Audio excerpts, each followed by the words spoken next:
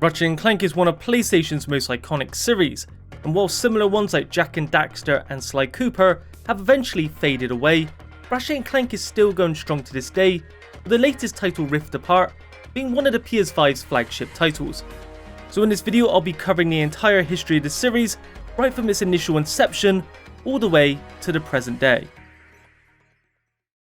Ratchet and Clank is created by Insomniac Games, which was started by Ted Price in 1994 and was originally called Extreme Software before being changed to the name we all recognise today a year later. Before beginning work on Ratchet and Clank, they were most well known for the original Spyro trilogy on the PS1, but when Sony announced their next hardware, the PS2, they decided they'd taken the Spyro series as far as they could, and due to Universal owning Spyro, decided to begin a whole new IP with a new character to take advantage of the more powerful hardware. That said, the idea for Ratchet and Clank wasn't their first. In fact, they had a couple they really experimented with. One of them was a game called Monster Night, which never made it past the planning stage, but there does exist numerous concept art that gives a good look at what it was going to be, and that was a third-person action-adventure game that focused on close combat and platforming, with the main character collecting various monsters, which can then in turn be used as weapons and armour. The other game which made it much further into development was dubbed A Girl with a Stick. As the name suggests, it featured a girl with a stick who could perform various kata to unlock magic. Ultimately the project was cancelled as Sony didn't think there was a market for it and Insomniac didn't feel passionate enough about it. Now that Insomniac had scrapped their previous projects, they were back to the drawing board with Chief Creative Officer Brian Hastings proposing the concept of an alien that would travel from planet to planet, collecting various weapons and gadgets along the way. They sketched up numerous concept art, with the main character initially having a more stereotypical alien-like appearance. This design they felt wasn't relatable enough, however, and therefore moved towards a more furry creature, eventually falling on the final design for Ratchet we are all familiar with, which Ted Price named a Lombax. Alongside Ratchet, they wanted a companion that would aid him, and at one point started to create 3 robots that would cling to various parts of Ratchet's body, but after realising this wouldn't work, settled on one that would rest on him like a backpack and named him Clank. After little more than a year and a half of development, Ratchet and Clank would go on to release on November 4th of 2002 in North America for the PS2. The story sees Clank, a small defective but extremely intelligent robot, escape from a warbot factory on a spaceship, but ultimately crash land at Ratchet's feet. Clank shows the Lombax a holotape by Chairman Drek, who plans to harvest parts of various planets, destroying them in the process, in a quest to create a new planet for his species after theirs has become overpopulated and polluted. The two make a deal and team up, ultimately setting out on a journey to end Drek's sordid plans. Gameplay wise, Insomniac accomplished exactly what they set out to do, with the player visiting many distinctly different planets, with a variety of enemies to fight against and a ton of creative zany weapons to obtain.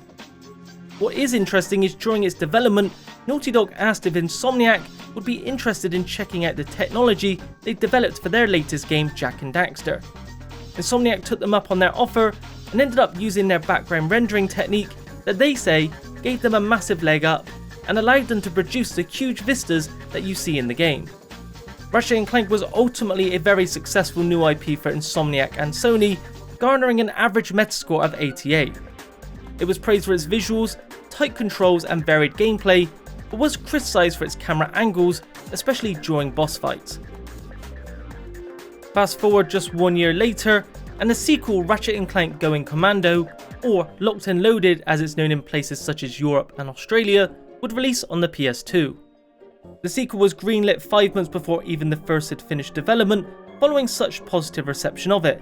There was also this sequel that would start the running trend of having double entendres in its titles, at least for the North American releases.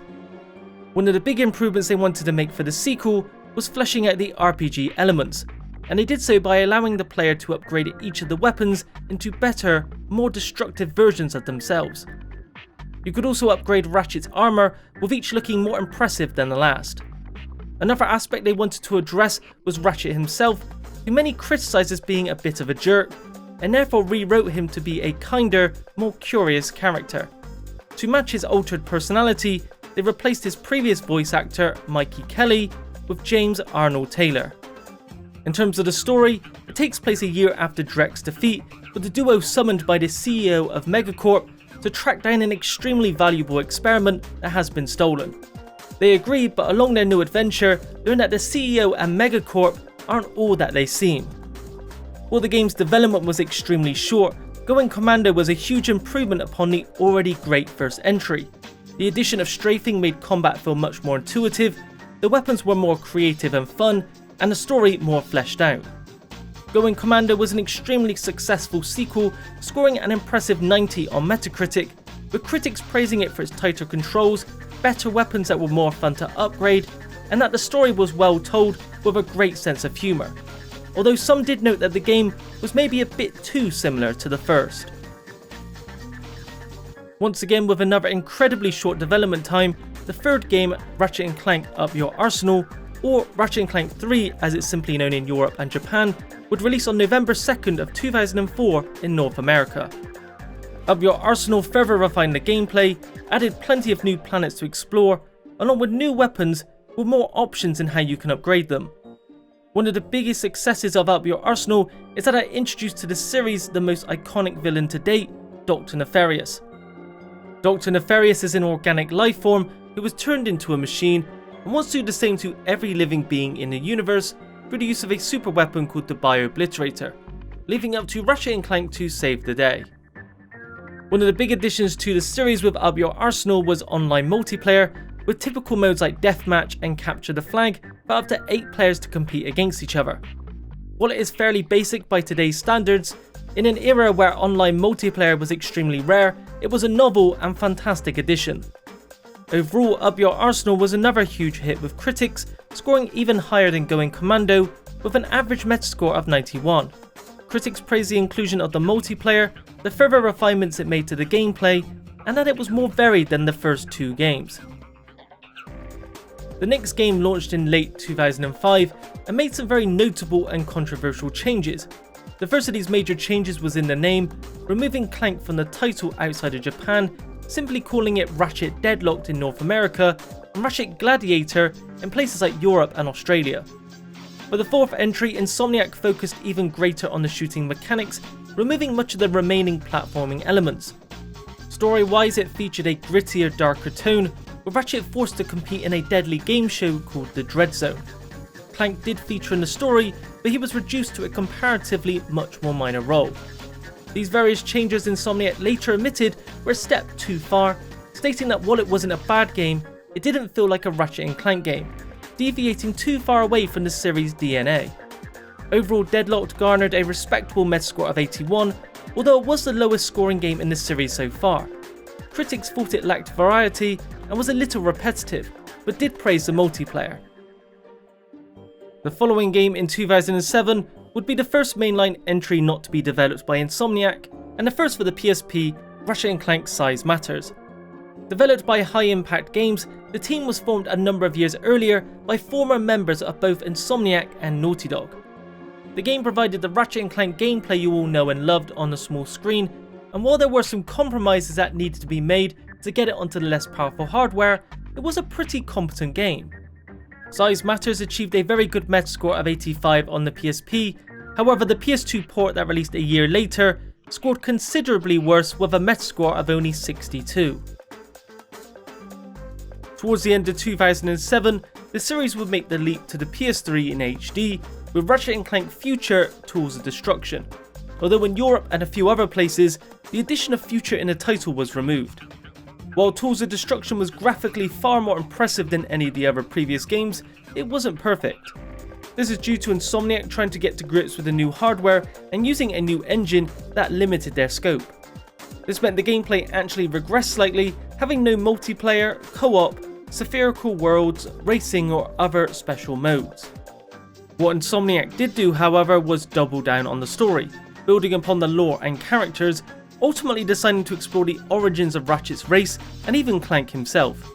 To do this, they introduced Tachyon, a quagmire that was found and raised by Lombaxes, who eventually turned on them, forcing them to flee to an entirely different dimension using a device called the Dimensionator. With Ratchet believed to be the last remaining Lombax and a threat to his empire, Tachyon wants him dead, leading the duo on another adventure. Tools of Destruction was a fantastic game for the new system, falling ever so slightly below Going Commando and Up Your Arsenal with a Metascore of 89. It was praised for its stellar visuals and storytelling, but many did note it wasn't very challenging. Ratchet and Clank Size Matters wasn't the only game High Impact Games developed, as in the middle of 2008, Clank got his own title, Secret Agent Clank for the PSP, which uses the same engine as Size Matters. As the name suggests, Clank dons his secret agent alter ego that originated from Up Your Arsenal, which the dev team decided to take and base a full game around. Clank uses a martial arts based melee attack, along with various spy gear, weapons and gadgets that take a lot of inspiration from classic James Bond movies. Clank can also tackle many situations stealthily, and both Ratchet and Captain Quark have their own gameplay sections. Secret Agent Clank scored a fairly mixed 72 on Metacritic, while the PS2 port a year later by Sanzuru Games scored a much lower score of just 61. A couple of months later, and the next mainline game, Ratchet and Clank Future: Quest for Booty, was released. This is a shorter game that in North America is downloadable only, although physical copies did release in places within Europe. This game was made by a smaller team with the goal of reusing assets from Tools of Destruction and not having to make as many new ones as they normally would.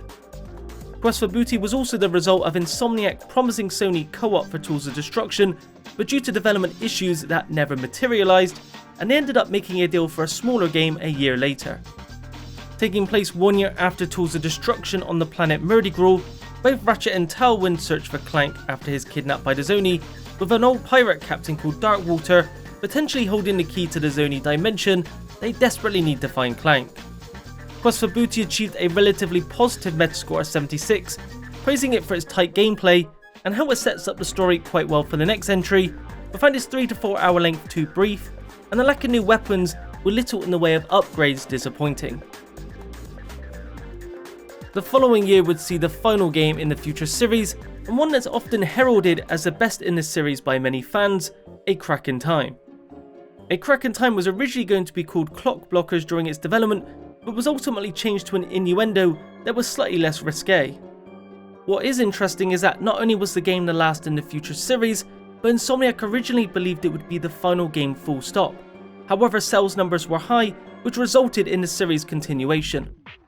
Plot-wise, we see the conclusion to Ratchet's quest to not only save Clank, which Dr. Nefarious is behind, but also in his search for the rest of the Lombaxes.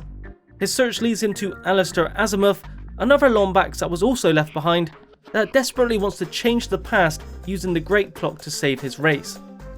This obsession ultimately leads to a dramatic conclusion that results in him sacrificing his life. This entry also gives greater insight into the origins of not only Ratchet, but Clank as well, revealing his true purpose and that he is way more than just a defective robot.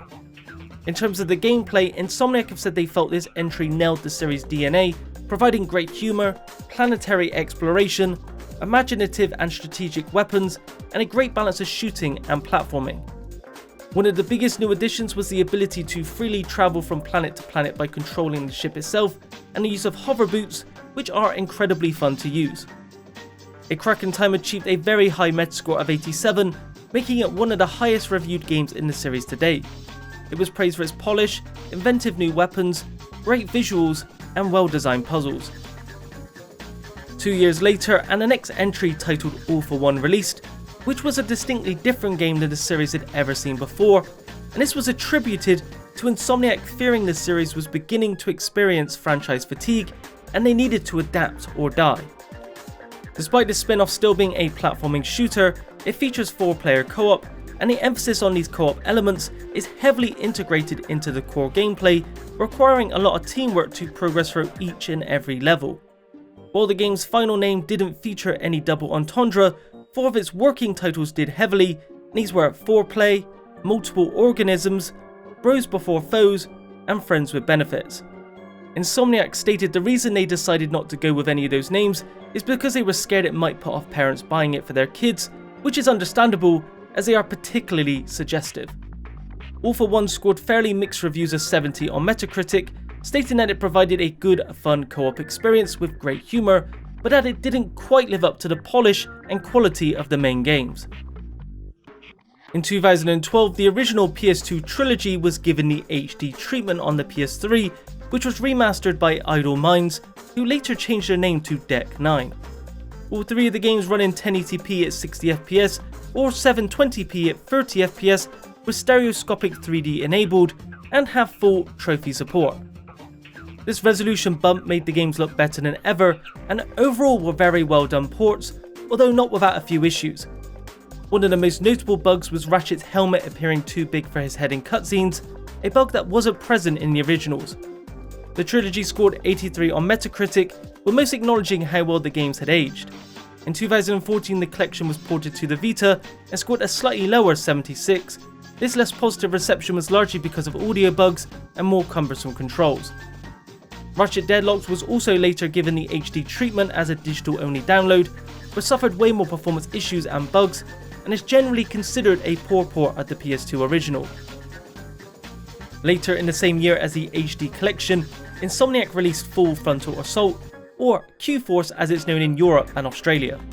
Full Frontal Assault, like All for One, was another attempt to shake up the core gameplay, this time playing like a tower defense game with 4 playable characters: Ratchet, Clank, Quark and Nefarious, with offline and online co-op available, as well as 2v2 competitive multiplayer.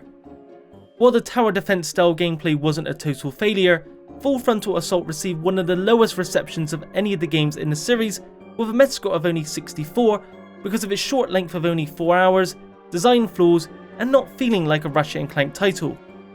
The Vita version on the other hand has just 2 reviews on Metacritic, a 57 from IGN and a 50 from Pocket Gamer, and these poor reviews were largely attributed to technical issues and having even less content than the PS3 counterpart.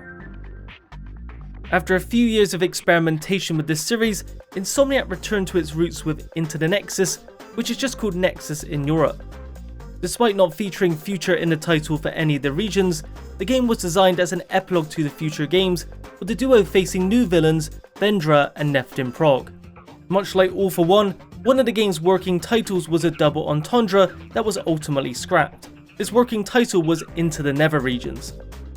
Gameplay wise, the biggest difference from the previous entries was the emphasis on shifting gravity, both in terms of Ratchet's gameplay and Clank's minigames. The game was less well received than A Crack in Time, with a Metascore of 76, noting that while it wasn't long, it was an enjoyable experience, but did note that it didn't live up to most of the previous mainline entries. In 2016, we got the first and only game in the series for the PS4, which was a remake, or as Sony likes to call it, a reimagining of the first game, which was also a tie-in with the Ratchet and Clank movie. In some ways this remake stuck close to the original, but it did deviate in some very strong ways as well, especially in terms of the story, where it made Drek more of a side villain and introduced a non-robotic version of Dr. Nefarious, a character that didn't originally appear until the third game. The game also used snippets of the movie as cutscenes, and it was ultimately the strong tie-in with the movie that fans felt marred what was actually a good game, with many feeling the story changes were unnecessary and that the great humour of the original was missing. From a gameplay perspective, however, it was significantly updated with tighter controls, new weapons, and aspects from later entries in the series, like strafing. While the movie itself flopped, the game sold extremely well, and despite fans' dislike of the story changes, scored an impressive Metascore of 85. Critics praised its incredible visuals, but thought its strong tie-in with the movie didn't really work that well. And that of course leads us to the latest entry in the series, Ratchet and Clank Rift Apart for the PlayStation 5. Rift Apart is a flagship game for the system, using a new dimension mechanic to really show off what the PS5's ultra-fast SSD can do. It also makes great use of the DualSense's unique features. For example, the new Enforcer shotgun weapon uses the adaptive trigger's resistance, whereby pulling it halfway will unload one barrel, and pulling it completely will unload both barrels. In terms of the story, it takes place after Into the Nexus, with Dr. Nefarious back to his old ways. He manages to steal the Dimensionator after Clank rebuilds it, and uses it to find a dimension where he always wins. Unlike the previous games, Ratchet isn't the only playable Lombax, as Rivet, a brand new female Lombax from another dimension, makes her debut, who ends up teaming up with Clank for a period of time when Ratchet is separated from him. Together, Ratchet, Clank and their new friends attempt to bring an end to another of Dr. Nefarious's evil schemes in their biggest adventure yet. Rift Apart is arguably one of the most graphically impressive games to date, if not the most graphically impressive, and further refines the already fantastic gameplay, making for another great outing for the long-running series that never loses its charm. The game currently holds an extremely positive Metascore of 88, making it the highest rated in the series in over a decade on Metacritic. So that about sums up the entire history of Ratchet and Clank so far. I hope you enjoyed it. Be sure to let me know which of the games is your favourite. That's it for this video. If you enjoyed it, be sure to leave a like, subscribe and hit the bell icon for a notification each time I upload new content. Thanks for watching, and I'll speak to you in the next video.